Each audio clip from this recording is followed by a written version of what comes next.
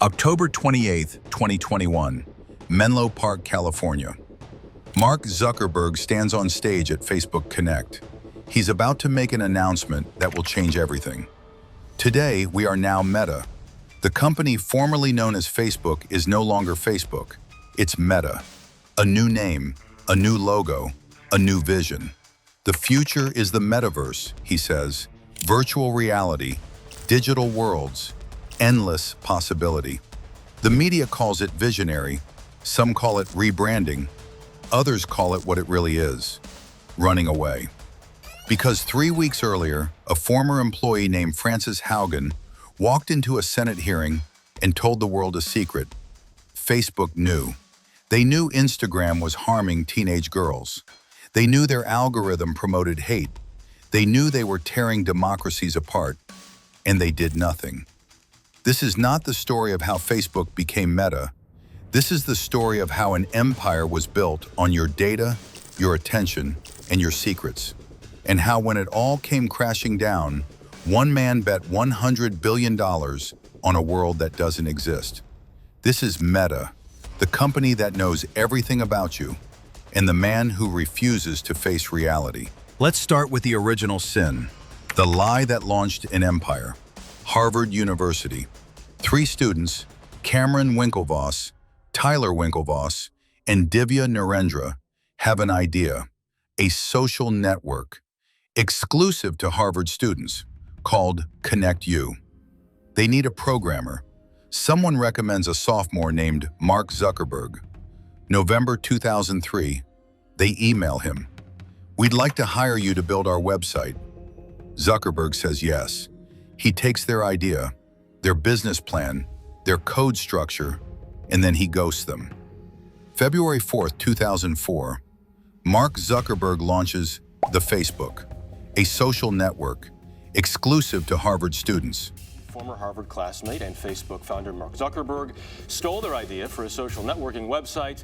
The exact same concept. He stalled us while he built our idea. It's not complicated, he stole it. The Winklevoss twins sue. The case drags on for years. Eventually, they settle for $65 million in cash and Facebook stock. Today, that stock is worth over $1 billion. Zuckerberg got the empire. They got a payout. But here's what most people don't know. Zuckerberg didn't just steal from the Winklevoss twins. He stole from his co-founder, Eduardo Saverin, the guy who put up the initial money, the guy who owned 30% of Facebook, Zuckerberg's best friend. In 2005, Zuckerberg dilutes Saverin's shares. Without telling him, his ownership drops from 30% to 0.03%. Saverin sues. They settle. The terms are sealed. But one thing is clear. Mark Zuckerberg will do whatever it takes to win. Steal an idea, betray a friend, rewrite history. And that's just the beginning. 2012. Facebook goes public. The IPO raises $16 billion. Zuckerberg is now worth $19 billion. He's 28 years old.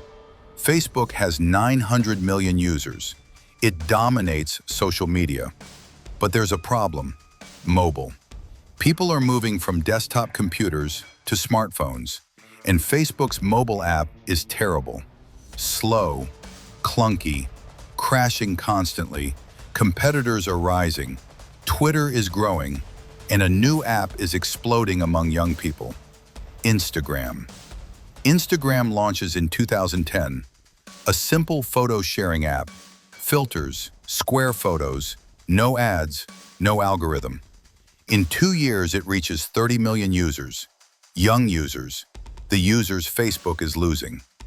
April 2012. Mark Zuckerberg offers to buy Instagram for $1 billion. His board thinks he's insane. Instagram has 13 employees, 0 revenue. $1 billion for a photo app? This past Sunday, and there were about 40 per minute signing up. Mark called me on a Saturday. By Monday, we had a deal. Zuckerberg doesn't buy Instagram because he loves it. He buys it because he's terrified of it. 2 years later, in 2014, he does it again. WhatsApp, a messaging app with 450 million users. Zuckerberg pays $19 billion, the largest tech acquisition in history. That same year, he buys Oculus VR for $2 billion. Virtual reality, a technology that barely works.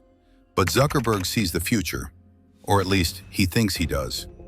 From 2012 to 2014, 3 acquisitions, over $22 billion spent. Facebook doesn't just dominate social media, it owns it. Facebook, Instagram, WhatsApp, Oculus. But empires built on monopoly power eventually attract attention. And in 2016, the world starts to notice what Facebook has really become. Donald Trump wins the US presidential election. Nobody saw it coming. Polls were wrong, experts were wrong, but there was a company that knew something. A company called Cambridge Analytica, and they had a weapon, your Facebook data. Here's how it worked. In 2014, a researcher named Alexander Kogan creates a personality quiz app on Facebook. This is your digital life. 270,000 people downloaded, but the app doesn't just collect data from those 270,000 people. It collects data from all their friends, 87 million people. Their likes, their posts, their messages, their locations, their relationships, all harvested without consent and sold to Cambridge Analytica. Cambridge Analytica uses this data to build psychological profiles. They know your fears, your biases, your vulnerabilities, and they use that information to target you with political ads. Ads designed specifically to manipulate you. On social media, you curate yourself. We exploited Facebook to harvest millions of profiles and built models to target their inner demons. March 2018, the story breaks. The Guardian and the New York Times publish the investigation. Facebook's stock crashes 20% in 4 days. $100 billion in value, gone. April 10, 2018, Mark Zuckerberg testifies before Congress. 5 hours, 44 senators, 100 questions. Senator, we run ads. He says it 29 times, apologizes, promises to do better, says he didn't know. But internal documents later reveal Facebook knew. They knew data was being harvested. They knew Cambridge Analytica had it. They did nothing for 2 years. Millions delete their accounts. Advertisers pull out. Governments launch investigations. Facebook survives. But something breaks. Trust. The thing Facebook was built on, connecting people, becomes the thing it's accused of destroying. Democracy itself. Instagram is no longer the simple photo app it was. It's an algorithmic feed, infinite scroll, perfectly curated lives. And it's destroying teenagers. Inside Facebook's own research, we make body image issues worse for 1 in 3 teen girls. Teens blame Instagram for increases in anxiety and depression. 32% of teen girls say that when they feel bad about their bodies, Instagram makes it worse. Facebook knows this. They have the research. They've studied it for years. And they do nothing. Because the algorithm that makes teens feel terrible is the same algorithm that keeps them scrolling. More scrolling equals more ads. More ads equals more money. Documents I have provided to Congress prove that Facebook has repeatedly misled the public. Facebook knows Instagram is toxic for teens. They just won't admit it publicly. September 2021, Frances Haugen, a former Facebook product manager, leaks tens of thousands of internal documents, the Facebook papers. October 5, 2021, Haugen testifies before the Senate. Facebook's products harm children, stoke division, and weaken our democracy. The company knows this, and they won't change because they put profits before people. The world watches. Facebook's reputation collapses. Stock drops. Advertisers flee. Lawsuits pile up. Mark Zuckerberg needs an escape, a distraction, a new story. 3 weeks later, today we are now met. October 28, 2021. Meta is born, not just a rebrand, a complete reinvention. The metaverse is the next chapter of the internet, Zuckerberg says. Virtual reality, digital avatars, virtual offices, virtual concerts, an entire universe inside a headset. Zuckerberg bets everything on it. In 2022, Meta loses $13.7 billion on Reality Labs. In 2023, another $16 billion is lost. In 2024, $15 billion more. Total losses, over $46 billion, and still counting. The metaverse Zuckerberg promised? It's a ghost town. Horizon Worlds, Meta's flagship metaverse app, has fewer than 200,000 monthly users. Roblox, a gaming platform for kids, has 70 million daily users. Meta spent $46 billion to build something that fewer people use than a free game. Zuckerberg is burning billions on a product nobody wants. So of course, your CEO, Mark Zuckerberg, has said that the metaverse is the future of the company. While the core business is dying. Wall Street panics. Meta's stock collapses 76% in 2022. $700 billion in market value. Erased. Employees are laid off. 11,000 in November 2022. 10,000 more in 2023. Entire divisions shut down. And then, the memes. Zuckerberg's metaverse avatar becomes a laughingstock. Legless, dead-eyed, a billion-dollar joke. But Zuckerberg doubles down. This is a long-term bet, he says. The metaverse will take 10 years. The only problem? Nobody wants to wait 10 years to live in a cartoon world that looks worse than a video game from 2005. November 2022. OpenAI releases ChatGPT. The world loses its mind. AI is everywhere. Every company pivots to AI, including Meta. Suddenly, Zuckerberg stops talking about the metaverse. Now it's all AI. Meta, AI.